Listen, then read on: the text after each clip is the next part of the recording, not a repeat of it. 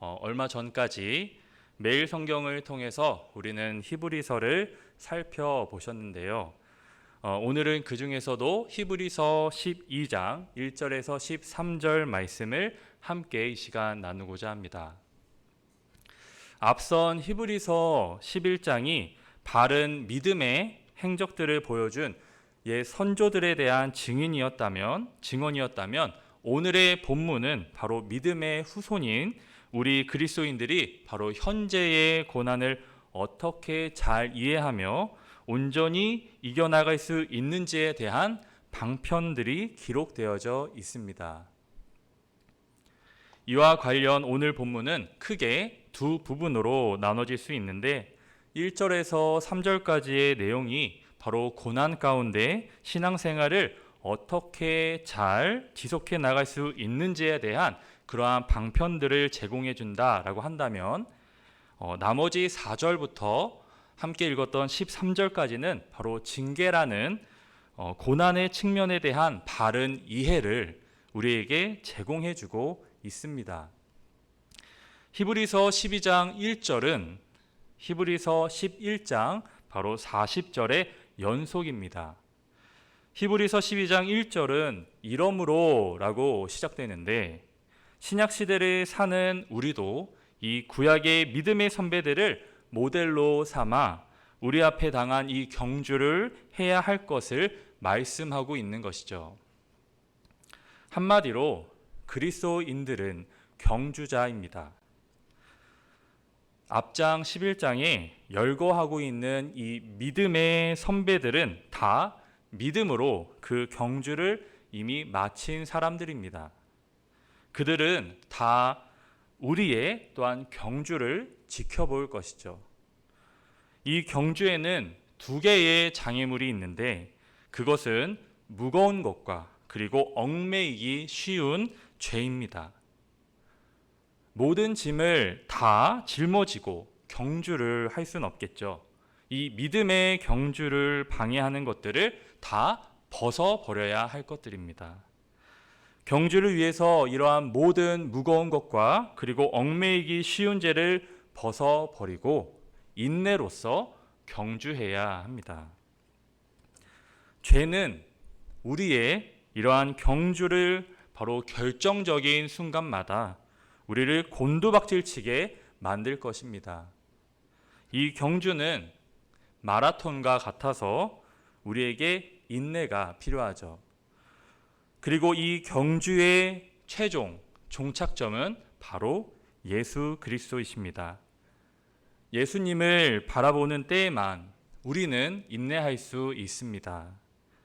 여기 바라본다 라고 하는 이 말은 의식적으로 눈을 돌려 그 대상을 바라보는 것입니다. 예수님께서는 우리의 믿음을 시작하셨고 또한 완성하시는 분이십니다. 우리의 신앙생활도 바로 이와 같습니다. 죄와 타협하며 믿음에 이 경주하는 것은 마치 무거운 이 모래주머니를 달고 뛰는 것과 같죠. 누구라도 제대로 신앙생활 할 수 없을 것입니다. 중간에 포기를 하거나 참된 신앙생활의 그 기쁨을 잃어버리게 될 것이죠. 무거운 짐을 들고 달리는 것은 기쁨이 아니라 오히려 고역이기 때문입니다. 그러므로 이 믿음의 경주를 우리가 제대로 하려면 먼저 이 무거운 짐과 같은 얽매이기 쉬운 죄들을 다 벗어버려야 합니다.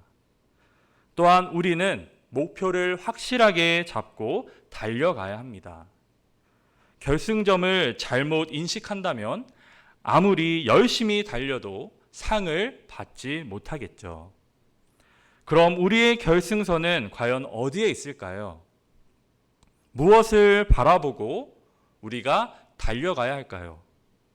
날마다 예수님을 바라보고 예수님을 향해 달려가야 합니다. 삶의 중심이 바로 예수 그리스도가 될 때에 그분을 향해 그렇게 열심히 달려갈 때 비로소 우리는 올바른 방향으로 이 믿음의 경주를 할 수 있게 될 것입니다. 2절 말씀에 믿음의 주요 또 온전하게 하시는 이인 예수를 바라보자라고 말씀합니다. 믿음을 선물로 주신 이도 바로 주님이시고 우리에게 주신 이 믿음을 구원에 이르도록 완성케 하시는 분도 바로 주님이십니다. 그러니 우리는 바로 이 주님만 바라보고 살아가면 되죠.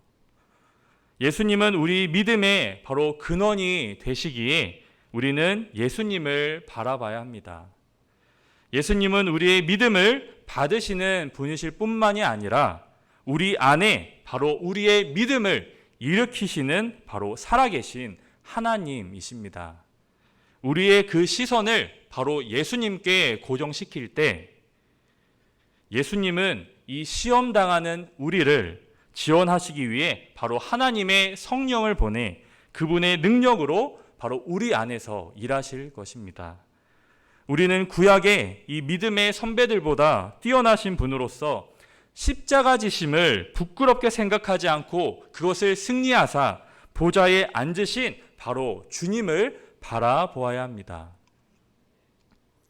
구약에 있는 그 영웅들도 물론 위대하지만 예수 그리스도만 믿음의 완벽한 모델이기 때문이죠. 예수님은 그렇게 믿음의 주이시며 온전케 하시는 분이십니다.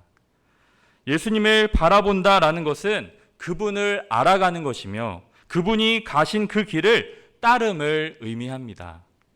즉 우리 삶의 이유와 그리고 우리 삶의 방향을 바로 예수 중심으로 채우는 것이다 라고 할 수 있습니다.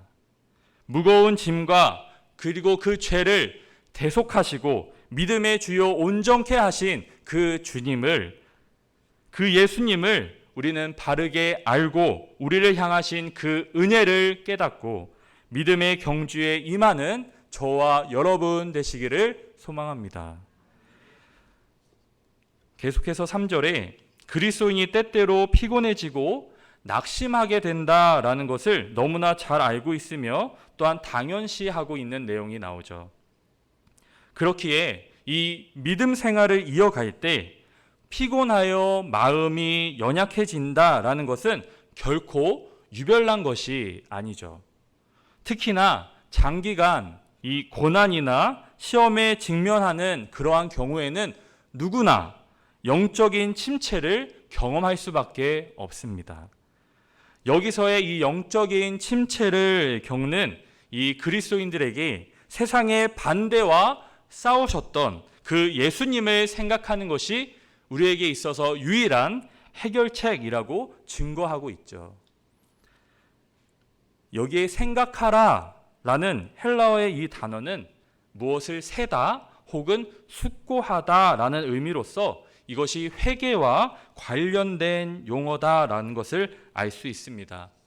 곧 피곤하여 낙심하는 자리에 있다면 우리는 천천히 그것을 심사숙고하여 주님을 생각해 보아야 합니다. 예수님에 대해서 알아가면 알아갈수록 우리 안에 기쁨과 그리고 확신으로 다시 일어나 걸어갈 그 힘을 얻게 될 것이죠. 우리에게 예수님을 생각하라 라는 것은 그렇게 오래 참으시는 이 주님의 마음을 생각하라 라는 것입니다.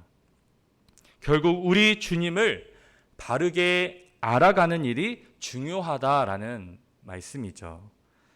4절에 이 수신자들이 죄와 싸우기는 하지만 아직 피 흘리기까지 대항하지 않았음을 보게 됩니다.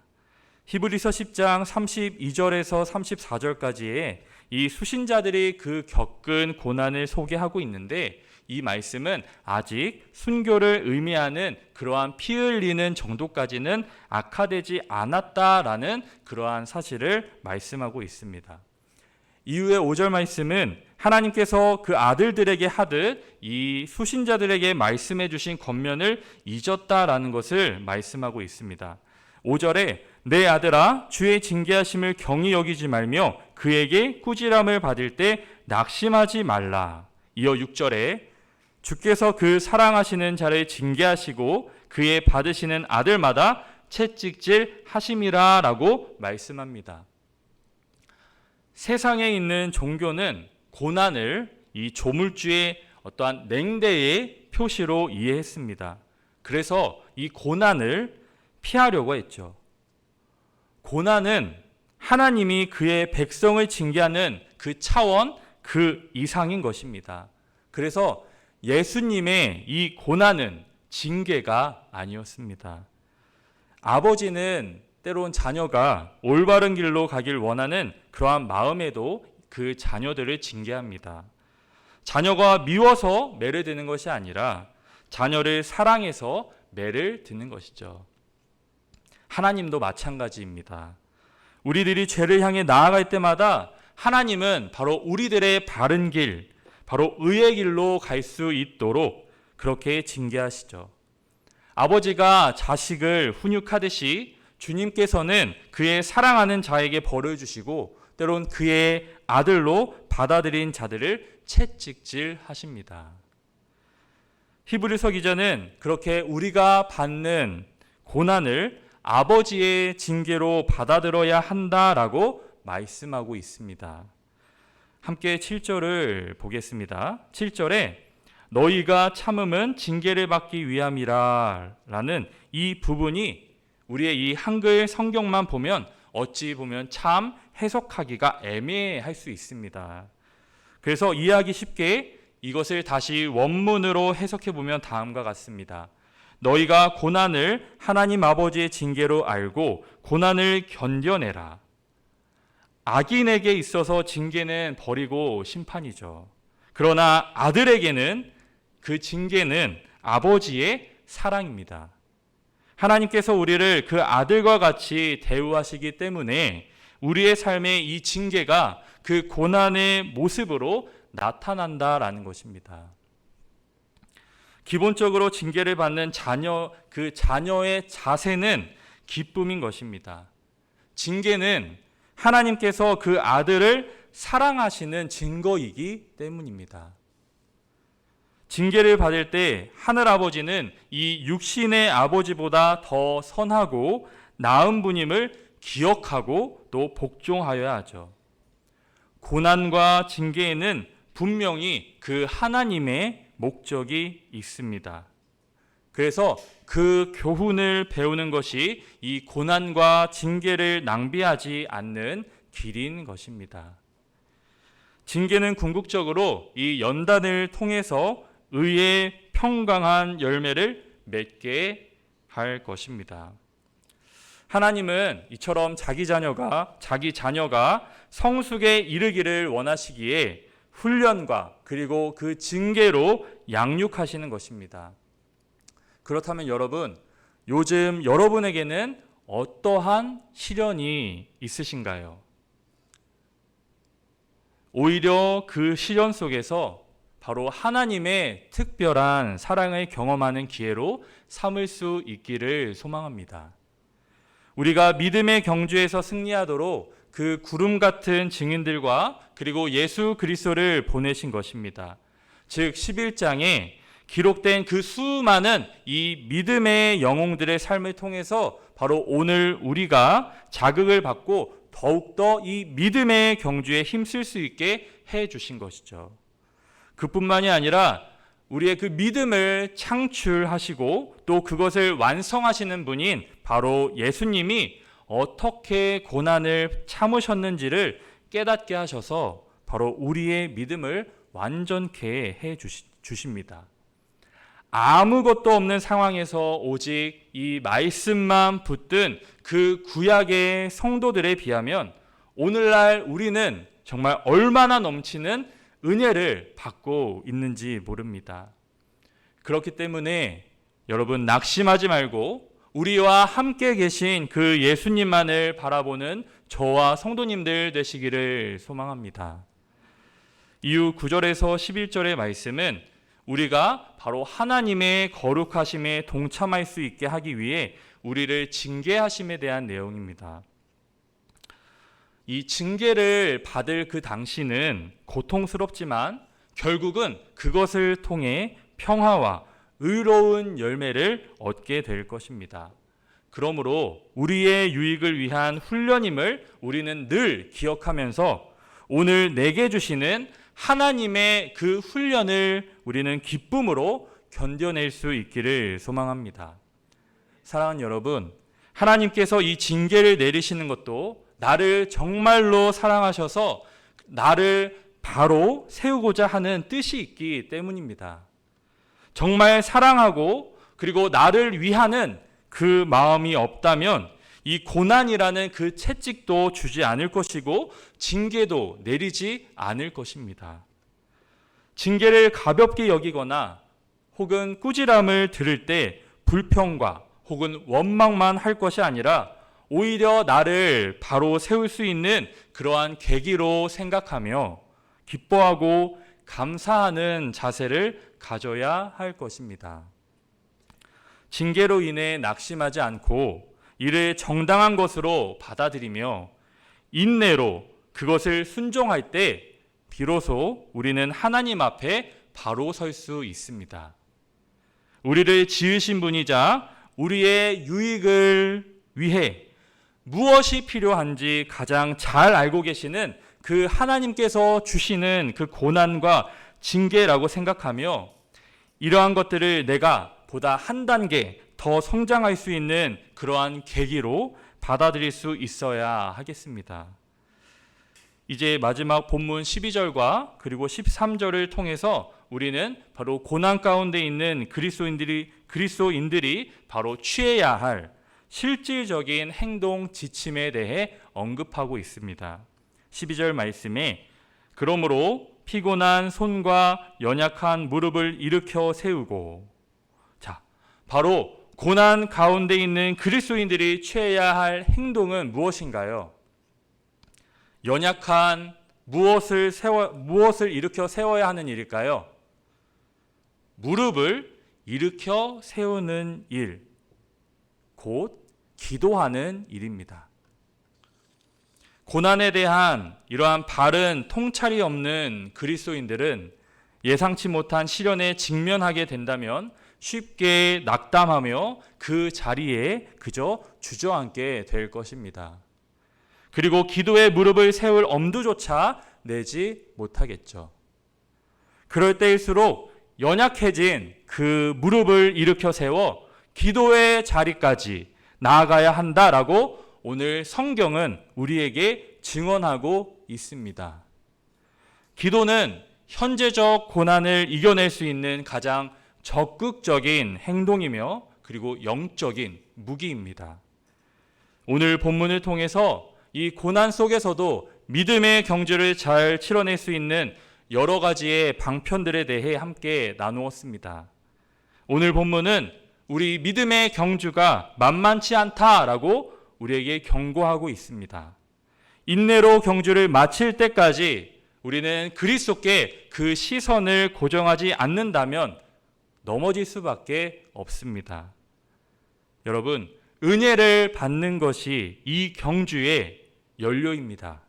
또한 징계라는 고난 속에 숨겨진 그러한 귀한 의미도 다시금 우리는 이 시간을 통해 깨닫게 되었습니다. 아울러 이 고난에 직면한 이 그리스도인들의 실질적인 행동 지침이 무엇인지 우리는 다시금 깨우치게 되었습니다. 고난 가운데에서도 슬퍼하지 않으시고 지혜롭게 이 고난을 잘 헤쳐나가심으로 주님께서 예비하신 그 고난의 유익에 참여하시는 은혜를 누리는 사랑하는 우리 수원 광일교회 성도님들 되시길 주님의 이름으로 축복하고 소망합니다. 함께 기도하겠습니다.